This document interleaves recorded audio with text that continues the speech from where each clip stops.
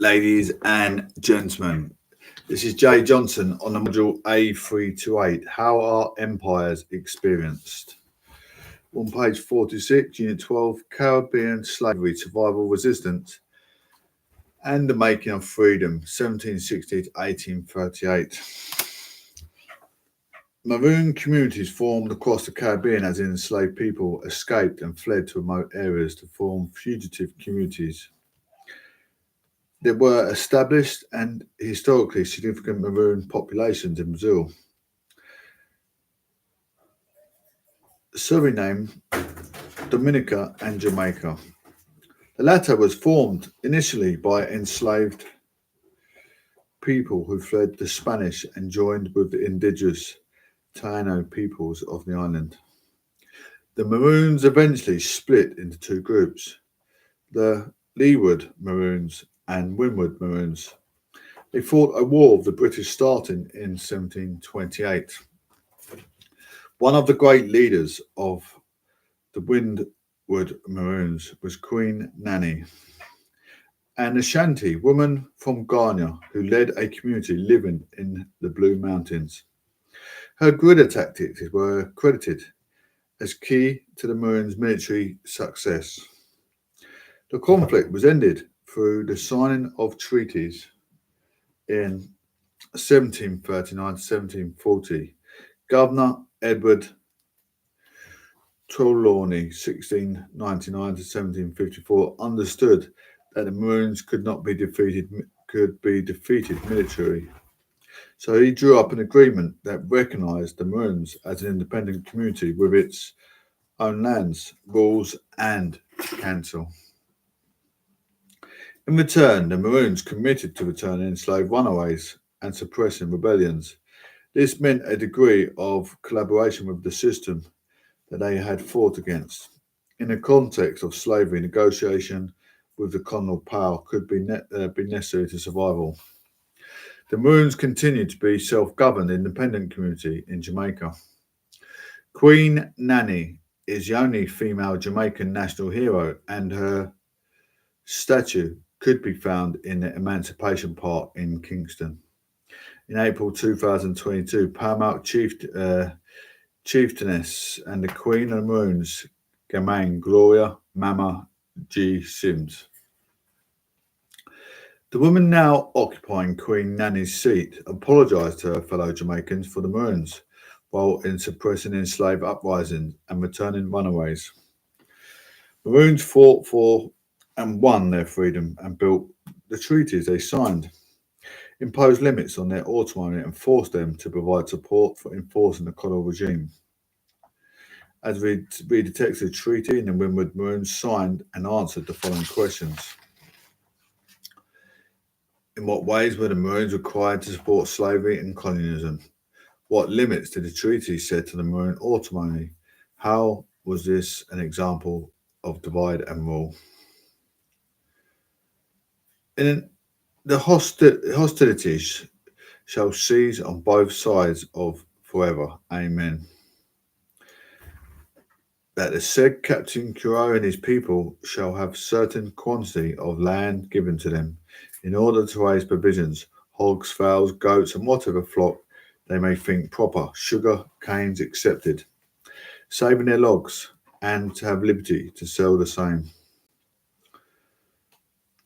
The 4 white men shall constantly live and reside with them in their town, in order to keep a good correspondence with the inhabitants of this island. That the said Captain Curao and his people shall be ready on all commands the governor or the commander-in-chief for the time being shall send him to suppress and destroy all other party or parties of rebellious Negroes that now are on or from time to time gather together to settle in part of this island, and shall bring in such other Negroes as shall from time to time run away from their respective owners from the date of these articles. That the said Captain Curao and his people shall also be ready to assist His Excellency the Governor for the time being, in case of any invasion, and shall put himself with all his people that are able to bear arms, under the command of the general or commander of such forces, appointed by his excellency to defend the island from the said invasion. That the said Captain Cura and all his people shall be in subjection to his excellency the governor for the time being, and the said Captain Curo shall once every year or oftener appear before the governor, if thereafter required. That in any case of the hunters belonging to the inhabitants of the island, and the hunters belonging to Captain Curo should meet in order to hinder disputes, Captain Curo will order his people to let the inhabitants, hunters, have the hog. That in the case Captain Curo or his people shall take up runaway negroes that shall abscond from their respective owners, and shall be paid for doing so as the legislator shall appoint. That in case Captain Cure and his people should be disturbed by a greater number of rebels than he is able to fight, that then he shall be assisted by as many white people as the governor for the time being shall think proper. That in case any of the negroes belonging to Captain Cure shall be guilty of any crime or crimes that may deserve death, he shall deliver him up to the next magistrate in order to be tried as other negroes are, but small crimes he may punish himself. That in case any white man or any other inhabitant of this island shall disturb or annoy any of the people, hogs, flock, or whatever goods may belong to the said Captain Curo, or any of his people, when they come down to the settlements to vend the same. Upon due complaint made to the magistrate, he or they shall have justice done them. Neither Captain Curo nor any of his people shall bring any hogs, fowls, or stock or provisions to sell to the inhabitants, without a ticket from under the hand of one or more of the white men residing in their own town. That Captain Curo nor any of his people shall hunt within 3 miles of any settlement. That in case Captain Curo should die, that then the command of his people should descend to Captain Fomboy, and at his death, to descend to Captain Apong, and at his death Captain Blackwell shall succeed, and at his death Clash shall succeed, and when he dies, the governor or commander-in-chief for the time being shall appoint whom he thinks proper.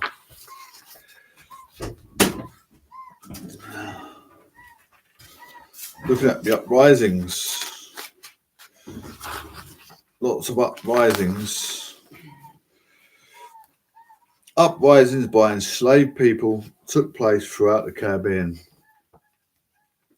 Though they were not visible and undeniable rejection of the system, they varied in size from highly localized activities on a single plantation or within a region to the widespread action that swept through entire countries. The Haitian Revolution was the most significant and resulted in the overthrow of the colonial regime in Saint Domingue, the most important of France's Caribbean possessions.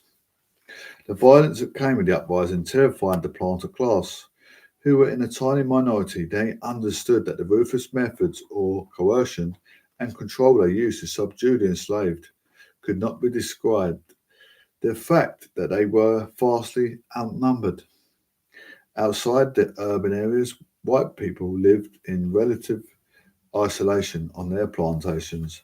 Some colonial assemblies passed legislation mandating a number of white people on plantations, setting fines for those who did not meet the quota. Participation in local militias was compulsory for white men.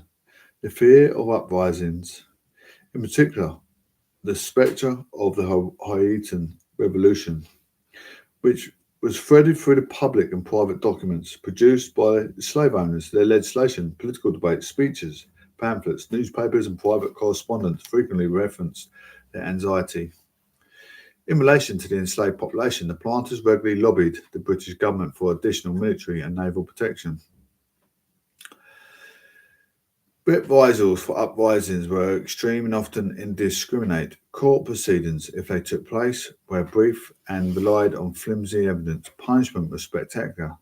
It was the full power of the state enacted on the body, usually in public, so that the price for resistance was made clear.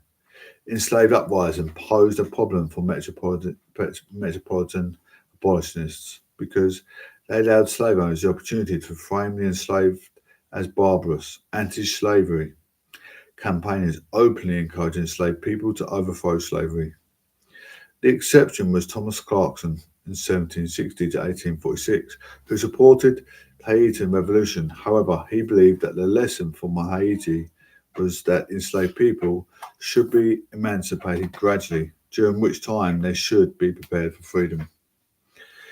There are not many records that documented the aims and motivations of those who led and participated in enslavement uprisings. The colonial authorities would not wish to preserve or disseminate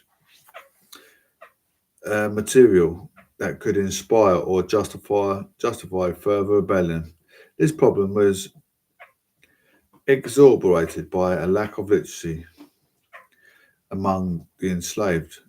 Trial transcripts hold some information but were meditated by the court transcriber, and the veracity of the statement made are also difficult to ascertain given the circumstances under which they were obtained.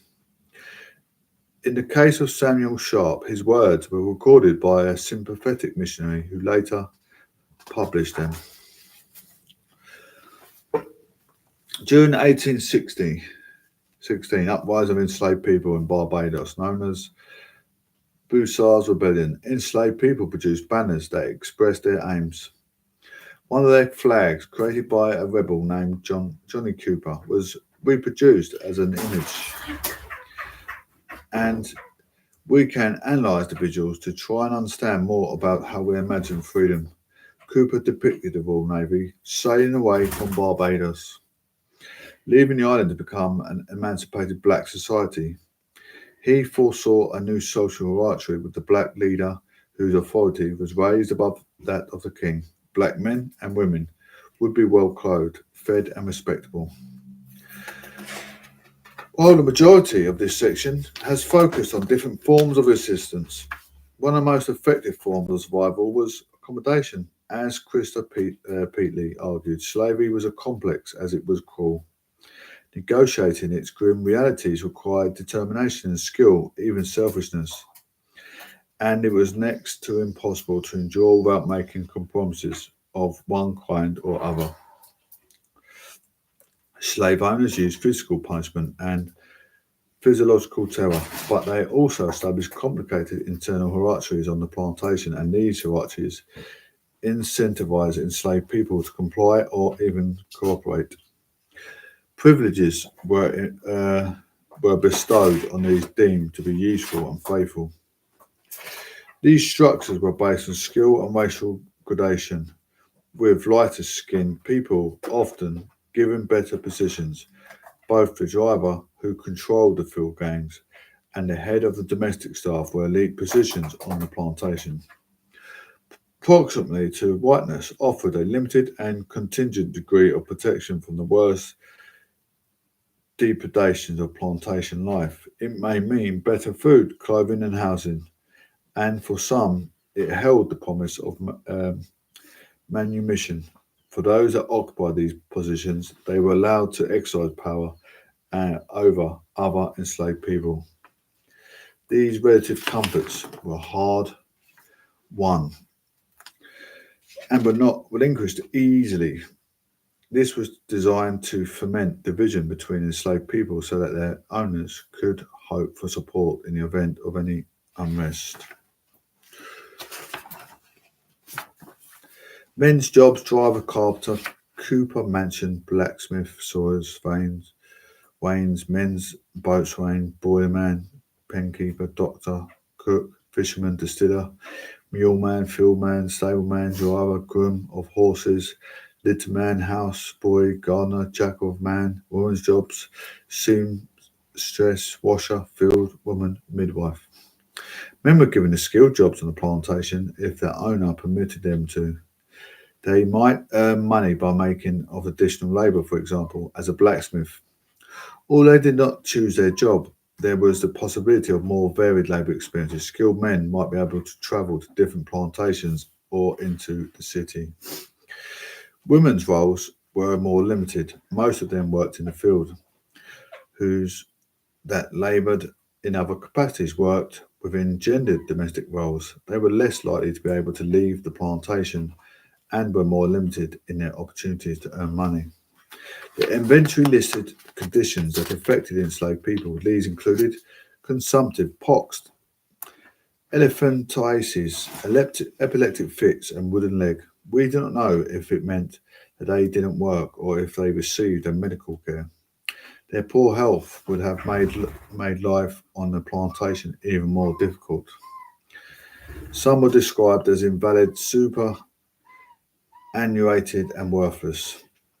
The last term reinforces the relationship between labour and value. If an enslaved person could not work, they were of no use. All bar one of the people with illness or disabilities worked in the field. Of the 14 people that were labelled in this way, 9 were women and 5 were men. Although this is only one plantation, the source indicates that women were more likely to suffer from poor physical health.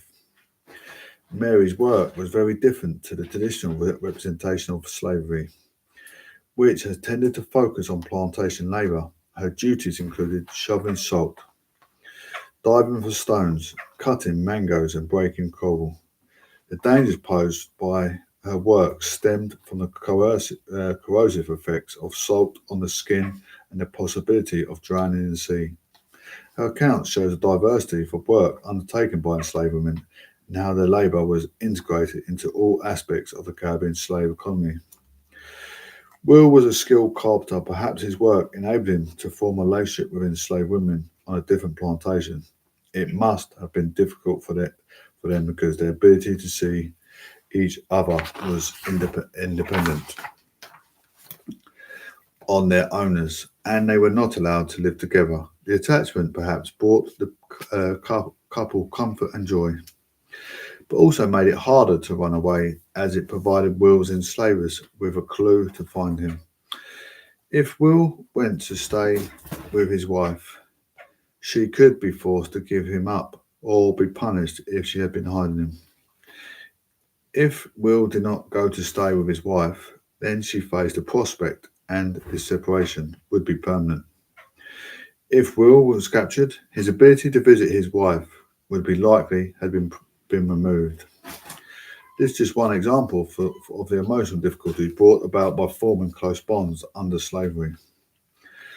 Enslaved women's reproductive capacity meant that they were valuable for their owners. Despite the potential for increasing the number of enslaved, they held Hetty captive, and her master and her mistress enacted deadly violence on Hetty and her unborn child. Pregnancy did not protect the enslaved women for work or punishment. Where rest and care were needed, intensive work and physical brutality were experienced instead. It might seem counterintuitive for them to act in this way, but slave owners could replace enslaved people like any other commodity. Mary's uses of the term aunt is indicative of the way that imagined kingship could be substituted for the bonds of family. Mary had been taken away from her mother as a child and sold. Hetty was kind to Mary, and she watched her to learn the ropes. She provided some comfort and connection in Mary's life. Mary's experience shows how enslaved people were made a sense of family outside of the traditional structure. It also demonstrates how these relationships could be destroyed arbitrarily by slave owners. Enslaved people rose up when the ships were still close to the African coast as well as on arrival in the Caribbean. If the measure of success was escape from enslavement, then acting on the African coast was more likely to result into freedom. The Earl of Radnor, for example, was driven ashore at Calabar, plundered and burned, allowing the enslaved to run away. If enslaved people waited until they were at sea, they could have been impeded by a lack of knowledge in relation to seafaring in large vessels. Map reading and navigation enslaved people, and King David found a way around this by keeping 4 sailors alive. But they docked the ship of Guadeloupe, a French colony. On arrival in the Caribbean, they were unlikely to be able to rely on local help to evade their enslavers, as the system was practiced in every European colony there. The offences that relate most directly to labour include refusing to work, disobedience, insolence, insubordination, absconding from work, bad work, neglecting duties, neglecting stock, idleness, and breaking or selling plantation equipment. By far the most common offence was bad work or not finishing a task. This was followed by neglecting work, of course. We must acknowledge the immense physical strain that enslaved people were under. They were overworked and their labour was relentless. Failing to complete work must therefore have been a regular occurrence. The refusal to adhere to the standard expected could have been resistance, or it might have been survival. Keeping something back and conserving energy so that they could work again the next day. Offences related to exercise of bodily autonomy included sex, drunkenness, absconding from a hospital, neglecting sores, refusing medicine, neglecting person, and eating cattle and crops. These were choices that enslaved people made about how to pleasure, nourish, and heal their bodies. The offences with the harshest punishment, 25 lashes with no minimum punishment, were killing and destroying stock. Mutinous language attempting to strike a white man, and albeit the destruction of stock represented a trespass on the scared tenant of the property ownership.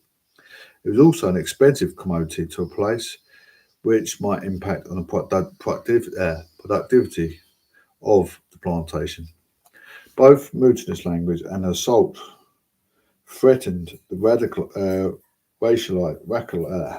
racialized power structure of plantation. Obeah was linked to resistance. Its practice signified cultural autonomy and the potential for an alternative power base. Absconding from work was notably a masculine offence. Was it more difficult for women to leave the plantation? Did family ties or care responsibilities emotionally bind them to their place of enslavement? Did they not just have the same kinds of opportunity to abscond because the nature of the work?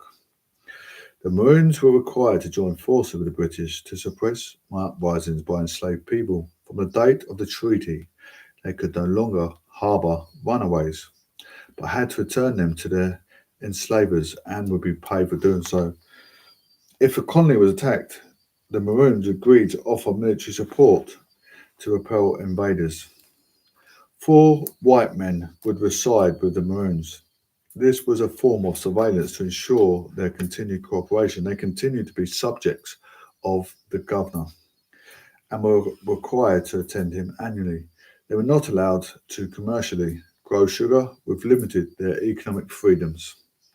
Their rights to hunt were suspended by white settlers.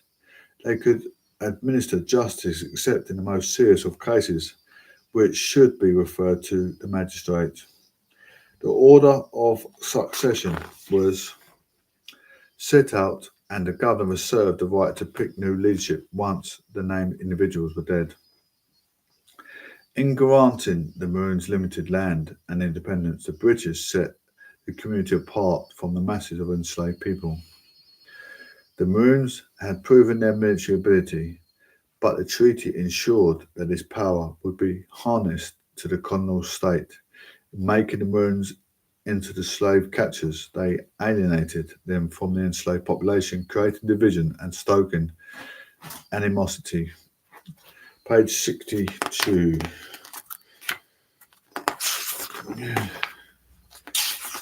Page 62. Page 69.